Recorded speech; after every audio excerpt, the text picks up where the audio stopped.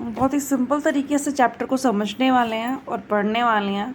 तो सबसे पहले हम देखेंगे कि मैनेजमेंट क्या है, मैनेजमेंट होता क्या है और मैनेजमेंट की हमें ज़रूरत क्या है। मैनेजमेंट की ज़रूरत क्या होती है, ठीक है। तो लेट्स बिगिन द चैप्टर बिना टाइम वेस्ट किए हुए। सबसे पहले मैं आपको बताती हूँ कि जो आपके बिजनेस स्टडीज़ है वो दो पार्ट में डिवाइडेड है। एक है मैनेजमेंट और दूसरा है फाइनेंशियल मैनेजमेंट। तो फाइनेंशियल मैनेजमेंट को समझने के लिए पहले हमें मैनेजमेंट को समझना होगा ना। तो चलो सबसे पहले हम मैनेजमेंट को समझते हैं और मैनेजमेंट को पढ़ते हैं कि मैनेजमेंट होता क्या है।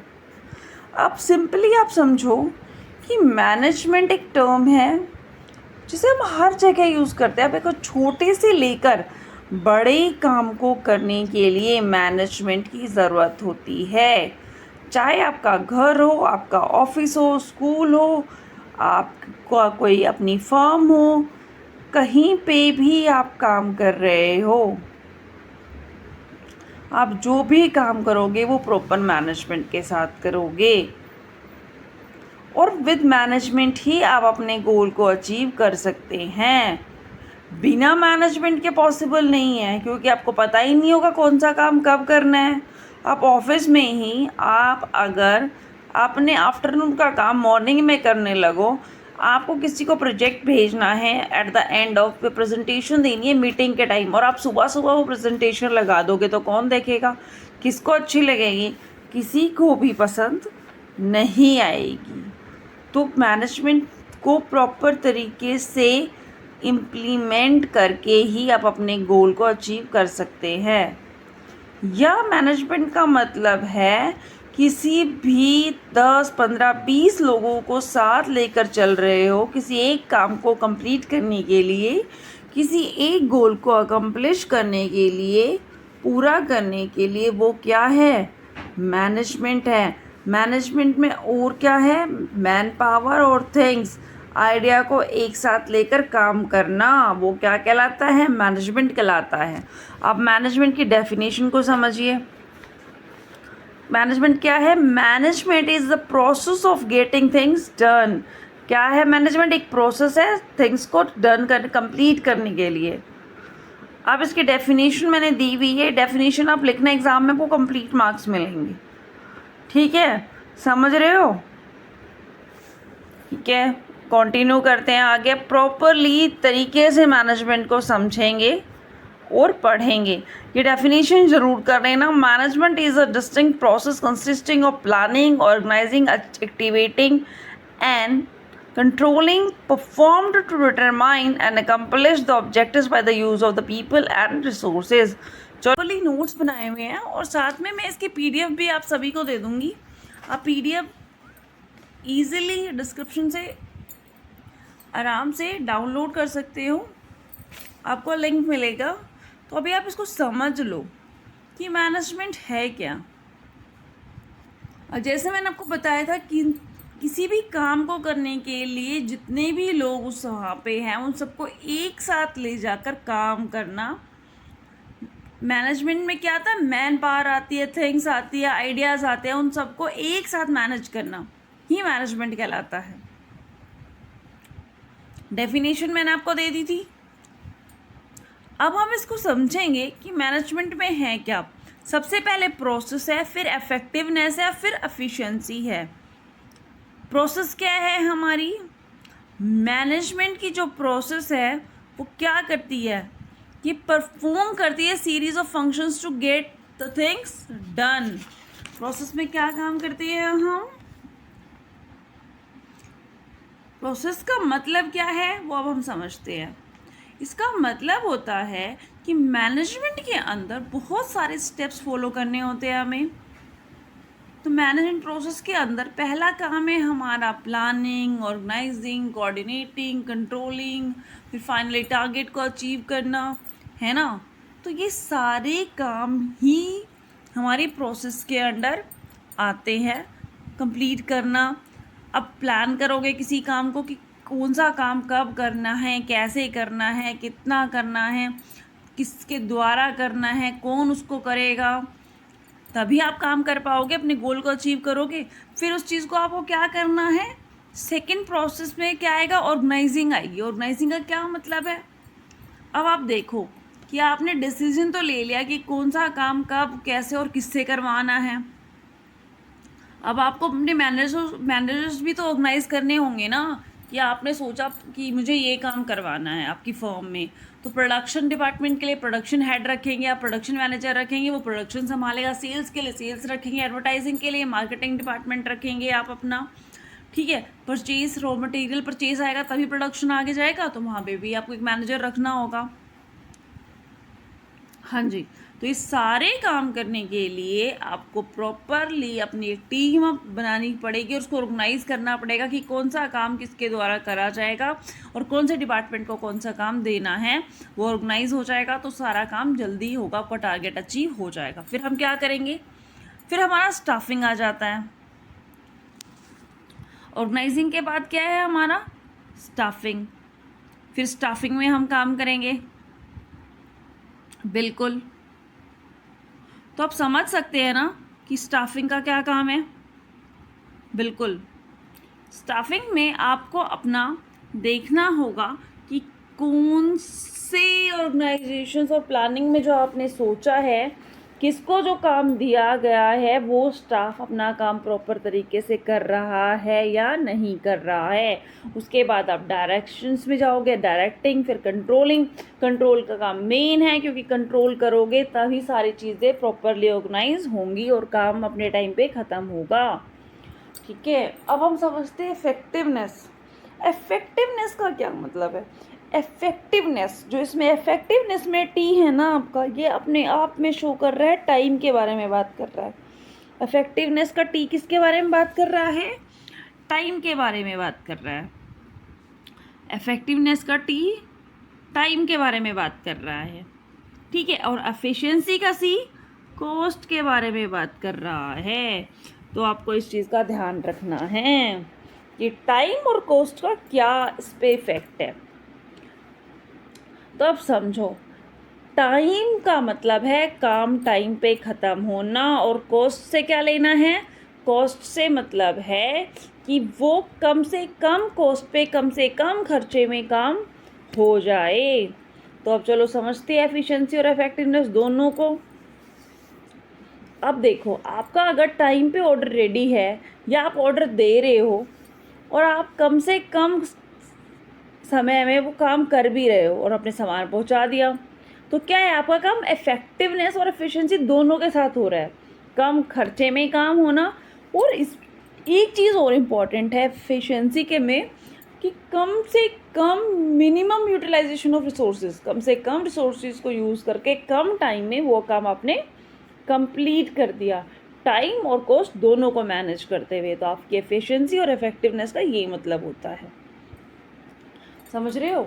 इसका ऑब्जेक्टिव क्या है एफिशिएंसी का, it is concern with the achievement of target at the right time. इसका मतलब ही है कि आपको अपना टारगेट राइट टाइम पे अचीव करना है। और सेकंड चीज़ क्या है एफिशिएंसी में, कॉस्ट बेनिफिट एनालिसिस, मीन्स आपको अपनी कॉस्ट को मिनिमम रखते हुए उसका बेनिफिट लेना है और मैक्सिमम प्रॉफिट अटेन करना है। और फोकस क्या है आपका इसमें, एफिशिएंसी में और इफेक्टिवनेस में, ऑप्टिमम यूटिलाइजेशन ऑफ रिसोर्सेज। तो आई होप आपको समझ आ रहा होगा। प्लीज़ चैनल को लाइक करें और सब्सक्राइब करें। नहीं है इफेक्टिवनेस और एफिशिएंसी को डिफरेंशिएट करने के लिए अगर एग्जामिनर पूछता है तो आपको पहले मीनिंग बताना है, फिर उसका ऑब्जेक्टिव बताना है। ऑब्जेक्टिव क्या है, अचीव गोल, और एफिशिएंसी में कॉस्ट बेनिफिट एनालिसिस, ठीक है। और आपको इसको इसी तरीके से लिखना है तो आपको कंप्लीट मार्क्स मिलेंगे, ठीक है। अब हम पढ़ते हैं characteristics of management. Characteristics of management में क्या आता है, इसमें सबसे पहले आता है हमारा गोल ओरिएंटेड प्रोसेस। तो इसका मतलब होता है कैरेक्टरिस्टिक्स ऑफ मैनेजमेंट, तो पहले मतलब समझ लेते हैं। इसका मतलब है कि मैनेजमेंट कैसा होना चाहिए हमारा। हाँ जी, तो अब इसको आगे बढ़ते हुए हम देखते हैं कि गोल ओरिएंटेड प्रोसेस है। मैं आपको समझाती हूँ इसका मतलब क्या होता है। Management is a goal oriented process का मतलब है आपका काम क्या है, आपका गोल क्या है। जब भी आप कुछ भी मैनेज करते हो और हमेशा एक गोल के ऊपर डिपेंड करता है, चाहे आप टाइम के बारे में बात कर रहे हो, किसी होटल के बारे में बात कर रहे हो, किसी बिजनेस के बारे में, किसी फर्म के बारे में, किसी भी वर्क के बारे में, चाहे कुछ भी मैनेज कर रहे हो, एक अच्छा मैनेजमेंट ही जितने भी लोग हैं एक ऑर्गेनाइजेशन में उसको साथ लेकर आएगा, साथ में काम कराएगा और अपने फाइनल गोल और टारगेट को अचीव करने में हेल्प करेगा। अच्छा मैनेजमेंट ही ये काम कर सकता है। तो क्या है मैनेजमेंट? गोल ओरिएंटेड प्रोसेस है। नेक्स्ट क्या है? ये परवेसिव है। परवेसिव का क्या मतलब होता है? यूनिवर्सल, मीन्स हर जगह ये यूज होगा। परवेसिव का मतलब है यूनिवर्सल। परवेसिव, इसको ध्यान से आप लोग कर लेना। परवेसिव का मतलब होता है यूनिवर्सल, तो इस पॉइंट को पढ़ लेना अच्छे से। हर एक काम के लिए मैनेजमेंट की ज़रूरत पड़ेगी, बस हर जगह मैनेजमेंट करने का तरीका अलग अलग होता है, पर मैनेजमेंट की ज़रूरत हर जगह है। स्कूल में अलग तरीके का मैनेजमेंट करोगे, ऑफिस में अलग करोगे, प्रोडक्शन डिपार्टमेंट में अलग करोगे।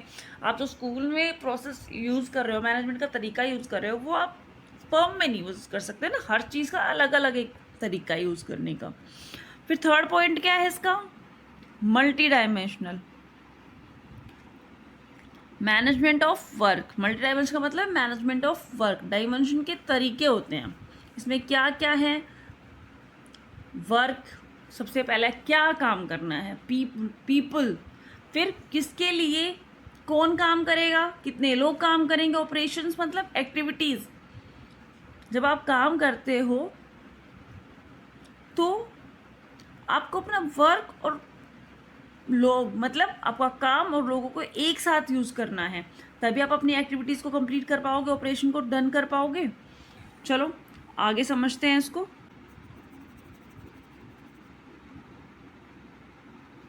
अब हम पढ़ेंगे management of people. Management of people में क्या आता है कि लोग अपना काम कैसे कैसे कर रहे हैं, किसके द्वारा कर रहे हैं। और ऑपरेशंस में एक्टिविटीज़ आती है, जो काम हमें कंप्लीट करना है। तो ऑपरेशन में वर्क और पीपल दोनों को मिला के, काम को एक साथ ला के काम को कंप्लीट करना, वर्क गोल को अचीव करना, और सारे कम से कम समय में सारे रिसोर्सेज को प्रॉपरली यूज़ करके टारगेट को अचीव करना। फिर नेक्स्ट पॉइंट है हमारा कॉन्टिन्यूअस प्रोसेस। इसका क्या मतलब है? Management is never ending process. Management कभी ख़त्म नहीं होता, वो कॉन्टिन्यूअस प्रोसेस है, चलता रहता है। इसमें आपकी planning, organising, staffing, directing, controlling are perform by all the managers all the time. जितने भी मैनेजर्स हैं, ये सारी एक्टिविटीज़, प्लानिंग एक्टिविटीज़ कंटिन्यूसली चलती रहती है। फिर नेक्स्ट क्या है? ग्रुप एक्टिविटी है। ग्रुप एक्टिविटी का क्या मतलब है? मैनेजमेंट एक refers to a group of people involve in managerial activities. Each individual perform his or her duties as their own status towards the accomplishment of common goal. Group activity means अब एक firm पे, एक department में बहुत सारे manager हैं, है ना। कोई प्रोडक्शन संभाल रहा है, कोई सेल्स संभाल रहा है। अब प्रोडक्शन वाला अपना काम करेगा, सेल्स वाला अपना काम करेगा। तो वो सारे जने अपना काम कंप्लीट तरीके से, अच्छे तरीके से करेंगे, तभी जाकर वो गोल अचीव करेंगे और काम फाइनली कंप्लीट। डायनामिक का क्या मतलब है? मीन्स मैनेजर को और जो भी मैनेजमेंट है वो अकॉर्डिंग टू इन्वायरमेंट चेंज होना चाहिए, रिजिड फिक्स नहीं होना चाहिए, फ्लेक्सिबल होना चाहिए।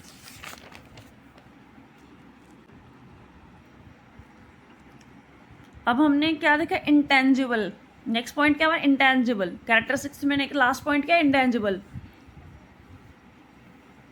जो मैनेजमेंट है हम उसको देख नहीं सकते ना, कहीं वो कोई चीज़ तो है नहीं कि आपने टेबल पे रख दिया आप उसको फील करोगे, देखोगे। हालांकि मैनेजमेंट है क्या, वो दिखाई नहीं देता, पर परफॉर्म किया जाता है।